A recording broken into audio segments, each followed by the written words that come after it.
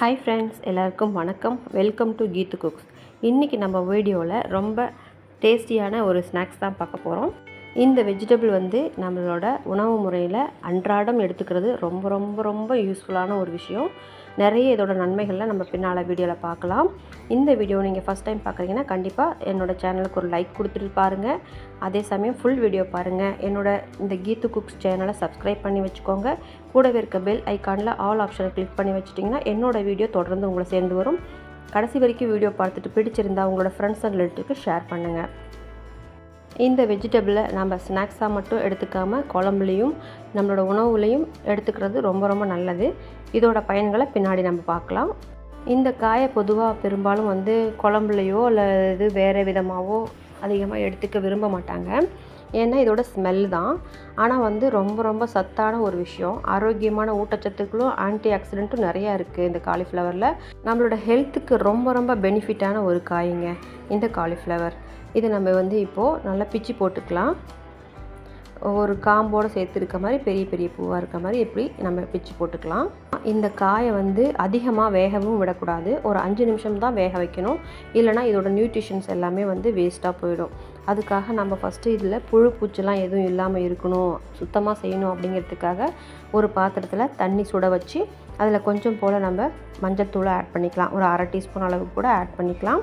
இப்போது நம்ம தண்ணி கொதிக்க ஆரம்பிக்கும் போது இந்த காய்களை உள்ளே போட்டு ஒரு 2 நிமிஷம் போல் மட்டும் சுத்தம் பண்ணி நம்ம எடுத்துக்க போகிறோம். ரொம்ப டைம் கொடுத்தோம்னா இதோட நியூட்ரிஷன்ஸ் தண்ணியிலே போயிடும். இப்போ பாருங்கள், நம்ம காய்களை இதில் உள்ளே சேர்த்துக்கலாம். தண்ணி நல்லாவே சூடாகிடுச்சு. இந்த சூடு போதுமானது. ஓரளவுக்கு நல்லாவே சூடாக இருக்குது. கொதிக்கிற பக்குவத்தில் இருக்கும்போது தான் நம்ம இந்த காய்களை உள்ளே போடுறோம். ஒரு 2 நிமிஷம் மட்டும் இதில் நம்ம வேக வச்சு நல்லா கலக்கி விட்டுட்டு எல்லா பக்கமும் மஞ்சள் தூள் தண்ணி கலந்து இருக்க மாதிரி பண்ணிட்டோம்னா அதில் இருக்கிற கிருமி எல்லாமே செத்துரும், புழு எல்லாமே வெளியில் வந்துடும். இந்த காயில் இயற்கையாகவே அப்படி தாங்க புழு வைக்கும். காயில் உயிர் சத்து ஊட்டச்சத்து இருந்தால் மட்டும்தான் புழுவே உயிர் வாழும். அதை நம்ம ஃபஸ்ட்டு புரிஞ்சுக்கணும். புழு இருக்குது அப்படிங்கிறதுக்காக அவாய்ட் பண்ணக்கூடாது. அதே போல் கத்திரிக்காயும் அதே மாதிரி தான். இதனால் நம்ம நல்ல காய்களை தேர்ந்தெடுக்கிறதுல இதுதான் நம்ம மிஸ்டேக் பண்ணுறோம். புழு பூச்சி இருக்கிற காய் தான் ஆரோக்கியமான காய். அதில் தான் ஆர்கானிக் முறையில் இருக்குது அப்படின்னு அர்த்தம். சத்துக்கள் நிறையா இருக்குதுன்னு அர்த்தம். கெமிக்கல் இல்லை, ஃபெர்டிலைசர்ஸ் இல்லை அப்படிங்கிறத நம்ம புரிஞ்சுக்கலாம். காய் சொத்தை இல்லாமல் எடுத்து நம்ம ஃப்ரெஷ்ஷாக செய்யும்போது நமக்கு ஆரோக்கியமான ஒரு விஷயந்தான். அதுக்காக சொத்துக்காய் செய்யணும் அப்படிங்கிற மீனிங்கில் நான் சொல்லலை, தவறாக புரிஞ்சிக்க வேண்டாம். இன்னும் சொல்லப்போனால் காலிஃப்ளவரில் பார்த்திங்கன்னா கொழுப்பு தன்மையே சுத்தமாக கிடையாதுங்க. அதனால் தாராளமாக எல்லாருமே சாப்பிடலாம். இது மலர் வகையை சார்ந்த ஒரு உணவு. இது பூ வகை, பூ மலர் அப்படின்னு தான் சொல்லுவோம். இது காயின்னு சொல்லக்கூடாது. அந்த அளவுக்கு இது நமக்கு உணவு முறையில் அமைஞ்சிருக்கு. உணவாக கிடைச்சிருக்கிற பூ வகை. திரும்பவும் சொல்கிறேங்க, இந்த காயை ரொம்ப நேரம் வேக வைக்கக்கூடாது. 5 நிமிஷத்துக்கு மேலே நம்ம கொதிக்க வச்சு வேக வச்சோம்னா இதோட நியூட்ரிஷன்ஸ் எல்லாமே, ஊட்டச்சத்து எல்லாமே போயிடும். அதனால் மேக்ஸிமம் அரை வேக்காட்டில் இருக்க மாதிரி எடுத்து நீங்கள் சமைச்சு சாப்பிட்டிங்கன்னா இதோட சத்துக்கள் எதுவும் வெளியில் போகாது. முருங்கைக்கீரையில் எப்படி நம்ம அதிக நேரம் சமைக்க மாட்டோமோ அதே போல் தான். அதை விட ரொம்ப கம்மி டைம் தான் இந்த காலிஃப்ளவருக்கு எப்போவுமே கொடுக்கணும். இப்போது 2 நிமிஷம் போல் ஆனதுனால எடுத்து நம்ம அந்த தண்ணியை வடிகட்டிட்டு வேறு ஒரு பாத்திரத்தில் எடுத்து வச்சிடலாம். அது உரமாக இருக்கட்டும். இப்போது காலிஃப்ளவர் சில்லி செய்கிறதுக்கு தேவையான கலவையை ரெடி பண்ணிடலாம். கடலை மாவு ஒரு 4 ஸ்பூன் அளவுக்கு நம்ம எடுத்துக்கலாம். ஒரு பாத்திரத்தில் கடலை மாவு தான் மெயின் இன்க்ரீடியன்ட். அது நம்ம கூட குறைச்சி சேர்த்துக்கலாம். வெறும் ப்ளைனாக இருக்கிறதுனால அதிகம் சேர்த்தா ஒன்றும் நமக்கு டேஸ்ட் ஒன்றும் சேஞ்ச் ஆகாது. இப்போது இது கூட 4 ஸ்பூன் அளவுக்கு கார்ன்ஃப்ளவர் மாவும் எடுத்துக்கலாம். இது கிறிஸ்பியாக கொடுக்கும். கடலை மாவு சாஃப்ட்னஸ் கொடுக்கும். ரெண்டுமே நமக்கு தேவை. ஈவனாக ரெண்டும் 4 ஸ்பூன் எடுத்துக்கிட்டோம். இப்போ சில்லி சிக்கன் பவுடர் ஒரு 3 ஸ்பூன் அளவுக்கு நம்ம ஆட் பண்ணிக்கலாம். சில்லி சிக்கன் பொடியிலேயே மசாலா நிறையா இருக்கும். நமக்கு காரமும் இருக்கிறதுனால கரெக்டாக நம்ம பார்த்து போட்டுக்கணும். நான் ரெட் கலராக நல்லா கிறிஸ்பியாக நமக்கு பார்க்குறதுக்கு அட்ராக்டிவாகவும் இருக்கணும் அப்படிங்கிறதுக்காக கூடவே காஷ்மீரி மிளகாத்தூள் 2 ஸ்பூன் அளவுக்கு நான் ஆட் பண்ணிக்கிட்டேன். இஞ்சி பூண்டு பேஸ்ட்டு 1 ஸ்பூன் அளவுக்கு எடுத்துக்கலாம். இப்போது இந்த மாவு நல்லா கலக்கி விட்டுக்கலாம். தண்ணி விட்டு கொஞ்சமாக தண்ணி விட்டு நம்ம கலக்கி எடுத்துக்கலாம். ஃபஸ்ட்டு இந்த மாவு நல்லா மிக்ஸ் பண்ணி விட்டுக்கலாம்.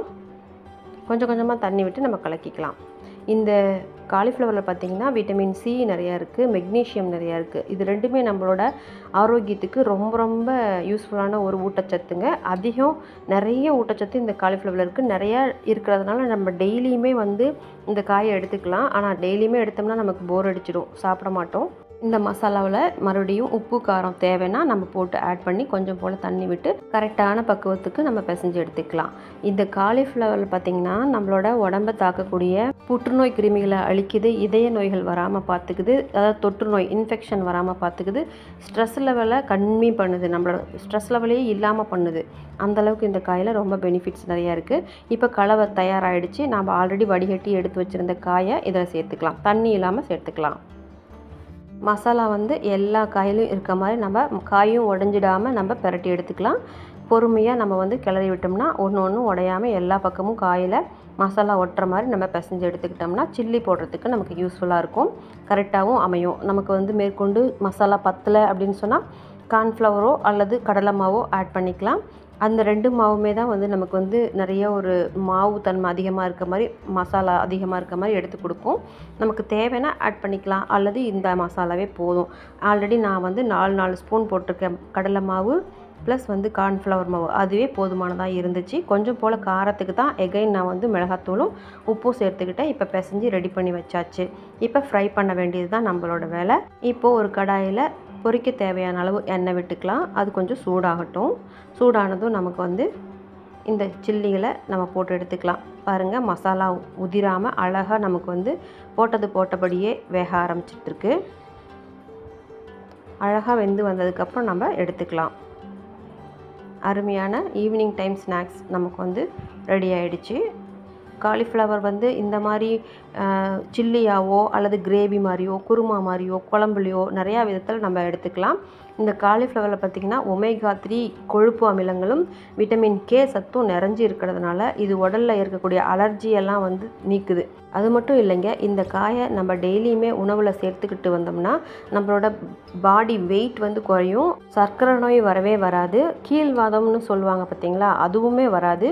அது போக அல்சரேட்டிவ் கோலிட்ஸ்ன்னு சொல்லக்கூடிய குடல் பிரச்சனைகள், அது அலர்ஜி தரும். நமக்கு நிறையா பேர்த்துக்கு வாமிட் சென்சேஷன் இருந்துக்கிட்டே இருக்கும், கிருமி இருந்துக்கிட்டே இருக்கும், இன்ஃபெக்ஷன் ஆகிட்டே இருக்கும். அதெல்லாமே இந்த காலிஃப்ளவர் வந்து நல்லாவே சரி செய்யுது. இதில் அவ்வளோ ஒமேகா கொழுப்பு அமிலங்களும் விட்டமின் கே நிறையா இருக்கிறதுனால நமக்கு அந்த பெனிஃபிட்ஸ் கிடைக்குது. இந்த காயை வந்து ரொம்ப பேர் இப்போ நானுமே ரொம்பவே மிஸ் பண்ணியிருந்தேன். இவ்வளோ சத்துக்கள் இருக்கா அப்படின்னு நம்ம தெரிஞ்சுக்கிட்டோம்னா இதை நம்ம அவாய்டே பண்ண மாட்டோம். ஃப்ரெஷ்ஷாக கிடைக்கும்போது வாங்கி நம்ம சமைச்சு சாப்பிட்டுக்கலாம். ரொம்பவே 2-3 நாள் கழித்து வாங்கக்கூடிய காய்களில் தான் புழு வைக்கும். மேக்ஸிமம் அந்த பூக்கும் போதே அந்த புழுவெல்லாம் வர ஆரம்பிச்சிரும். ஆரோக்கியமான எந்த ஒரு பொருளை தான் உயிர் வாழுமோ அந்த உயிர்கள் அதில் தான் உருவாக ஆரம்பிக்கும். அதனால் கத்திரிக்காய், வெண்டைக்காய், இந்த மாதிரி காலிஃப்ளவர், திராட்சை பழம் இதெல்லாம் வந்து புழு ஏன் வருது அப்படின்னு சொன்னால் அது ஆரோக்கியமான ஒரு காய்கள், அதனால தான் வருது. இப்போது காலிஃப்ளவர் நல்லாவே வெந்து வந்தாச்சு. எல்லா பக்கமும் பிரட்டி விட்டுட்டு நம்ம வடிகட்டி எடுத்துக்கலாம். இதே போலவே மற்ற எல்லா காய்களையுமே நம்ம வந்து பொரிச்சு எடுத்துக்கலாங்க. அருமையான ஈவினிங் ஸ்நாக்ஸ் ரொம்பவே டேஸ்டியாக ஹெல்த்தியாகவும் நம்ம வீட்லேயே ஹைஜீனாக செஞ்சாச்சு. இதே போல் நீங்கள் வீட்லேயும் ட்ரை பண்ணி பாருங்கள். காலிஃப்ளவர் ஃப்ரெஷ்ஷாக கிடைக்கும் போது மிஸ் பண்ணாமல் வாங்கி யூஸ் பண்ணி பாருங்கள். எல்லாருக்குமே ரொம்ப யூஸ்ஃபுல்லான ஒரு விஷயம். ஆரோக்கியம் நம்ம உடம்புல நல்லாவே இருக்கணும் அப்படின்னு சொன்னால் இந்த காலிஃப்ளவரை அவாய்ட் பண்ணாமல் நம்ம சாப்பிட்றது ரொம்ப நல்லது. இது வந்து குழந்தைங்கள்லேருந்து பெரியவங்க வரைக்குமே ரொம்ப யூஸ்ஃபுல்லான ஒரு விஷயம். Vitamin C, magnesium, vitamin K, omega 3லாம் வந்து ரொம்ப அருமையான ஒரு நியூட்ரிஷன் நம்ம பாடிக்கு. அதெல்லாம் வந்து பார்த்திங்கன்னா பெனிஃபிட்ஸ் ரொம்ப ஜாஸ்தி. கண்டிப்பாக நீங்களும் வாங்கி பயனடையணும்னு நான் விரும்புகிறேன்.